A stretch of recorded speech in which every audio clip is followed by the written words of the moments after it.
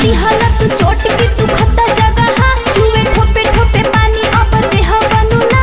अरे सुनो हे दिलाई बनी रुई नहीं कोनियो सचुई देना जगह पति लगा।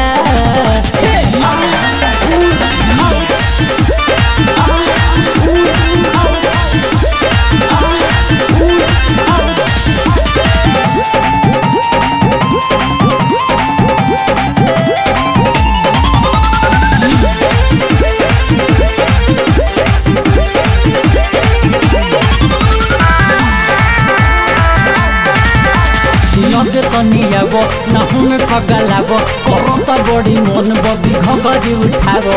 अरे उठाओ ना रे छरपटा बताली जल्दी आई तो बुताबो नकीली लगाबो डरेला बड़ी मन जब लगे हमरा आवो ए हटना नहीं तनियो सही लाया अपन देह बबी ढीला दे हम जगह है पधा के हचका ए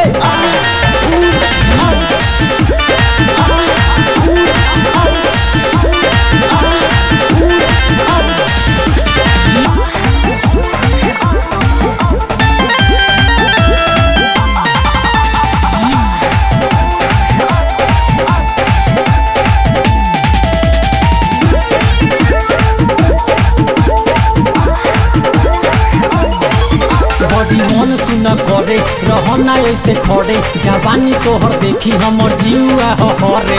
अरे बैठ ना रे बात प्रीति के मानो दरो तो तुमी जानो ना चढ़ी के ऊपर बाबू देहिया तू खाना कहे तेरे पर कासे नहीं रखते उदास राइट सोना देश के ताने का चिखा।